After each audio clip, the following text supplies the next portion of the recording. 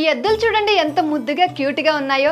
దగ్గరికి వెళ్లి పట్టుకున్నా కూడా ఏమనట్లేదు. ఇవి పుంగనూరు జాతికి చెందినవి. బెంగళూరు జీకేవేకే కృషి మేళాలో ప్రదర్శనకు సందీప్ అనే యువ రైతు హాసన్ నుంచి వీటిని తీసుకొచ్చారు. వచ్చిపోయే వాళ్ళందరూ ఫొటోస్ తీసుకోవడమే అసలు. అంటే నేను కూడా తీసుకున్నా అనుకోండి.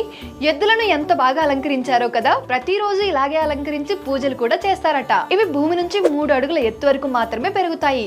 తోక చూడండి నేలకు ఆనుతుంది. అంటే ఇవి స్వచ్ఛమైన పుంగనూరు జాతి. ఇప్పుడు మనకి ఇక్కడ కనిపిస్తున్నవి 2 ఎద్దులే. ఇవి అన్నతమ్ముళ్ళట. సందీప్ గారి దగ్గర ఈ పుంగనూరు జాతికి చెందిన ఆవులు కూడా ఉన్నాయట. ఒక్కో ఆవు 3 లీటర్ల పాలిస్తుంది. 1 లీటర్ పాలను 250 రూపాయలు, కేజీ నెయ్యిని 3000 రూపాయలకు అమ్ముతారట. హెచ్ఎఫ్ జెర్సీ ఆవులతో పోలిస్తే మెయింటెనెన్స్, ఫుడ్ కాస్ట్ చాలా తక్కువ. ఫుడ్ కాస్ట్ రోజుకు 28 రూపాయలు మాత్రమే అవుతుందట. శ్రీవారి అభిషేకానికి ఈ జాతి పాలనే వాడతారు. అంతేకాదు మోడీ గారు కూడా ఈ జాతి ఆవులను పెంచుతారు. ఎద్దుగానుగ నూనె తయారీలో కూడా వీటిని ఉపయోగిస్తారట. మరి మీ ఇంట్లో ఏ జాతి ఆవును పెంచుతున్నారు? కామెంట్ చేయండి.